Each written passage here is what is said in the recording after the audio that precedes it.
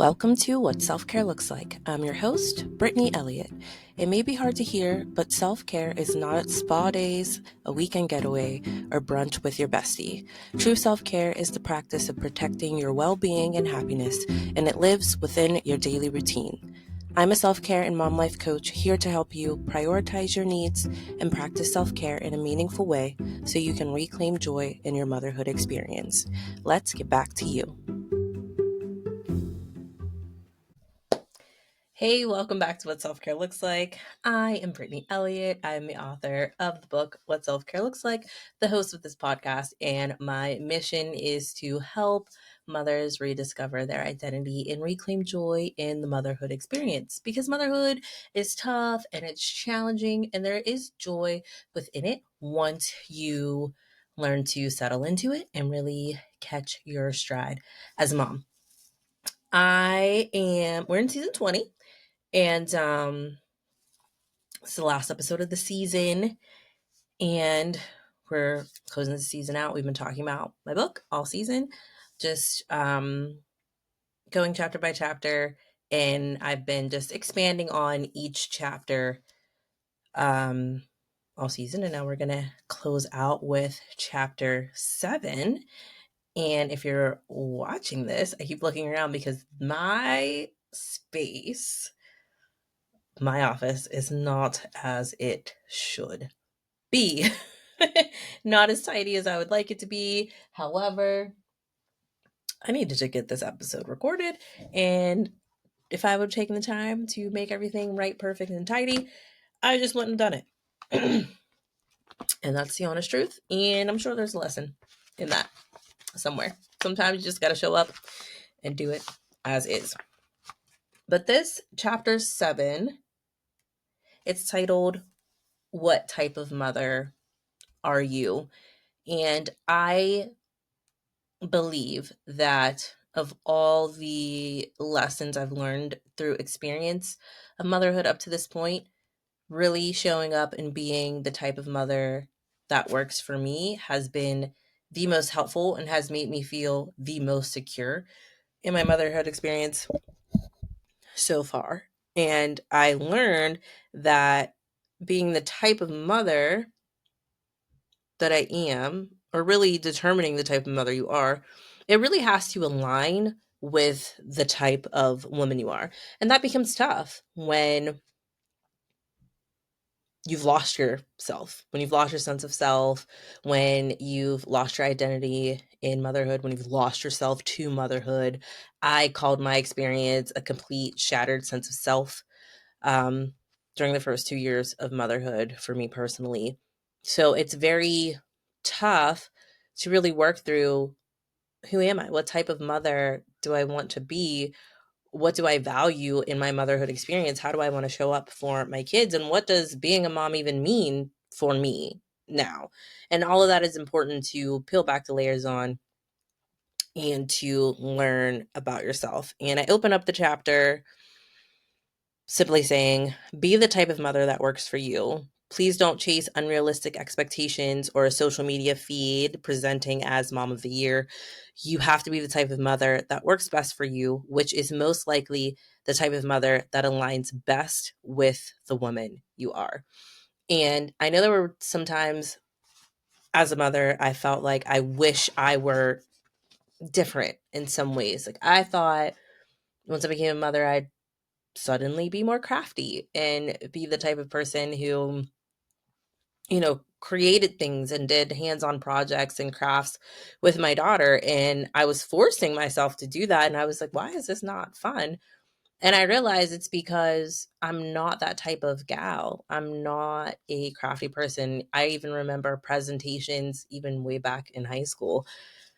My presentations never looked the best because that's just not my creativity gene. I get things done and I'm good with like a PowerPoint presentation, but you don't see things and it just looks artistically great. I'm not a drawer. When I color, I often color outside the lines, and that's just who I am. But when it comes to dancing around the living room for hours and singing off key, sometimes in tune, that's me. So that's how I connect with my daughter, and I'm always up for playing our music loud and dancing around and singing around the house. So I capitalize on that, but I'm not recording that and often posting that on social media. These aren't these moments that are always postable. And so I had to really even learn for myself, don't play the comparison game, and don't look online and compare yourself to others. I mean, sometimes I would be comparing myself to moms I know, women who I know, and I'm like, why am I just not doing it as good as her? Like, but these women, they're my friends. And I'm like, okay, well, I have value, they have value. It's not about comparing. Mothering is about taking care of your child and making sure they're healthy, and how you bring your own flavor to that. That's the part that makes you the type of mother that you are. And I notice that, especially when it comes time to start signing your kids up for extracurricular activities and sports, um, some women just start to put their kids in all of these activities because they want to be that type of mother who has kids who are in activities, because we don't want our kids to miss out. And I think sometimes we realize we don't have the capacity to keep up with those activities. So what do we do? Do we stay miserable doing that? Do we ask for help? Do we dial back on those activities? And you really can't make those decisions unless you truly sit and reflect and think about what type of mother you want to be. What type of woman are you? What do you value? What brings you joy? What is your capacity? All of that is very important. And I think you have to sit with yourself and pay attention to what being a good mother looks like to you and why. Because if you grew up and you have a little bit of resentment toward your mom, for example, you may want to be the opposite of your mother, but the opposite of your mother may not look the way you think it looks. Maybe you weren't allowed to be in activities for whatever reason that maybe you don't know. So you're thinking, I'm going to put my kid in all of the activities. When really, maybe if you just chose one or two activities that you let your kid have fun at and you not be stressed out going to and from practice, maybe you just being a happy present mom is the opposite of what your mom was. Or maybe just being a happy and present woman is what you need to show up your best self everywhere. So I think this chapter is really about a lot about reflection and making it make sense for you and your situation, and not chasing any other feelings and any other emotions, because I truly believe our children need like the simplest of simple. Just they have minimum um requirements and expectations. Kids do.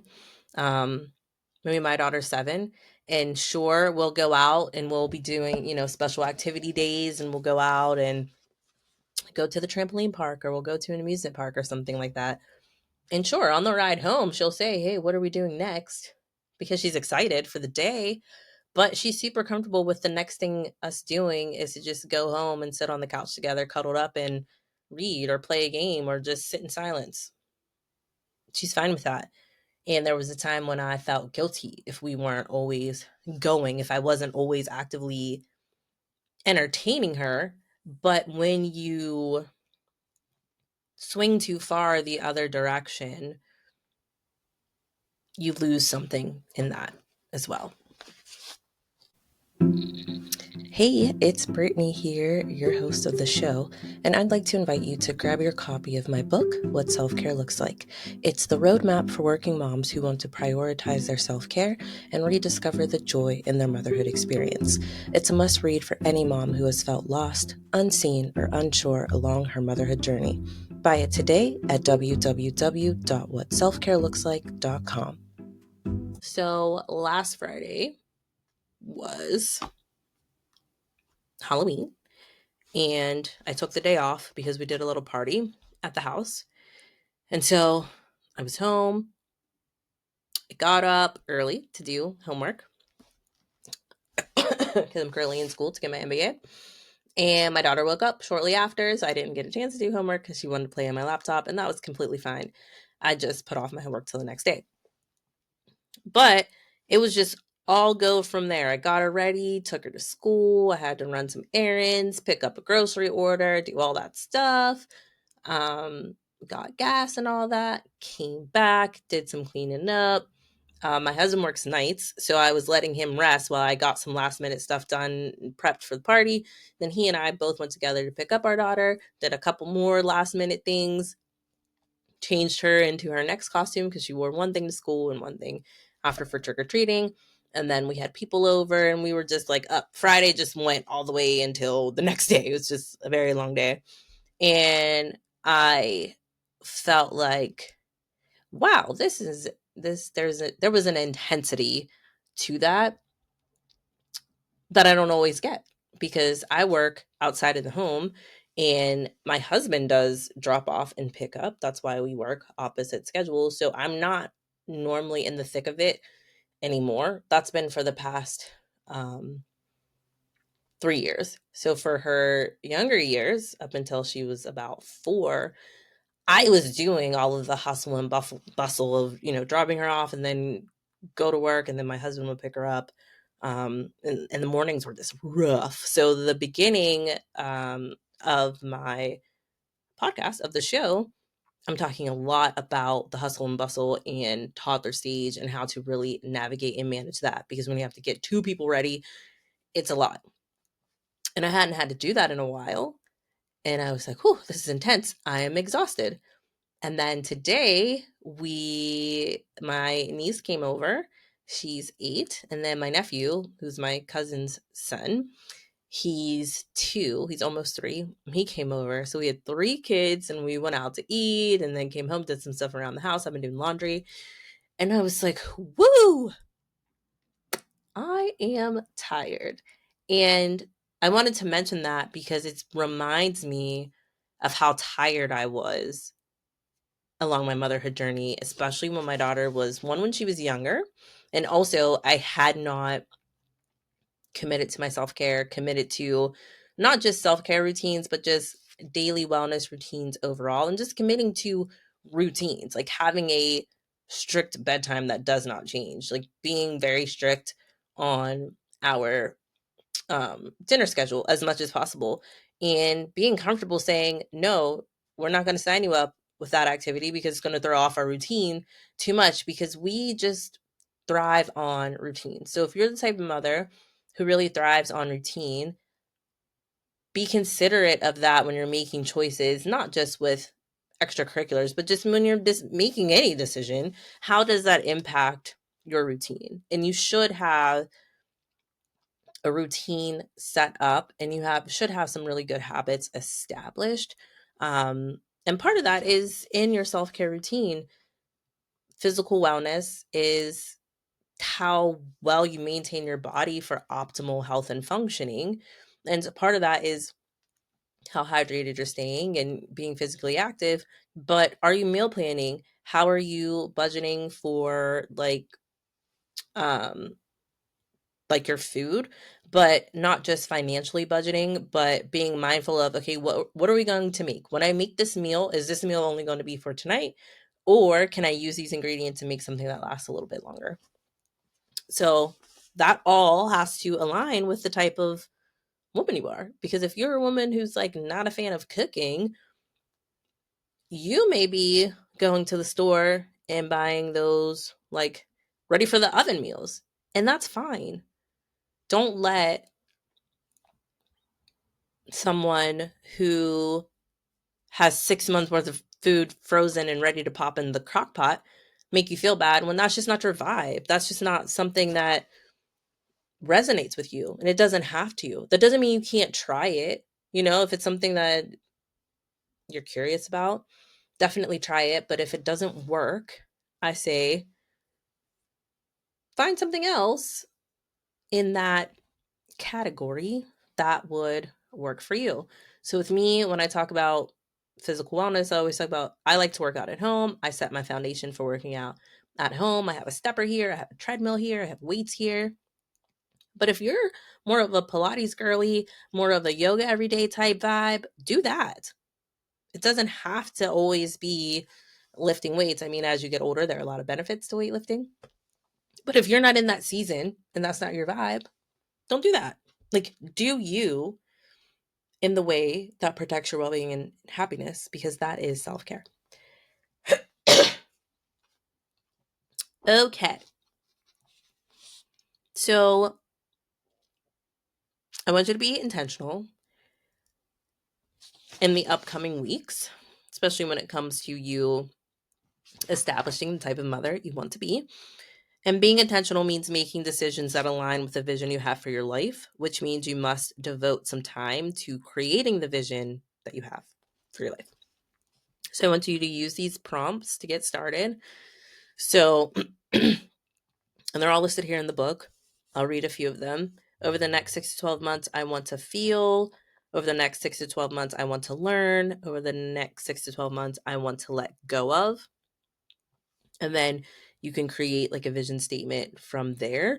The example in the book is in the next 6 to 12 months, I want to feel vibrant, calm, and productive. I want to let go of self-doubt and impatience. I want to learn how to grow my business on my own terms. I want to gain appreciation for how I spend my time. I want to find a new restaurant to take myself on a date. I want to build my confidence that I am a good woman, which means I am good in everything I do, especially motherhood.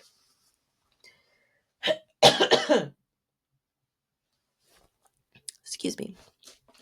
Once you do that, list a few self-care activities that will allow you to accomplish the answers in your prompts.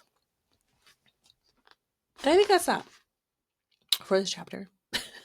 That's how I want to close, partially because a coughing spell is coming because I had COVID this month.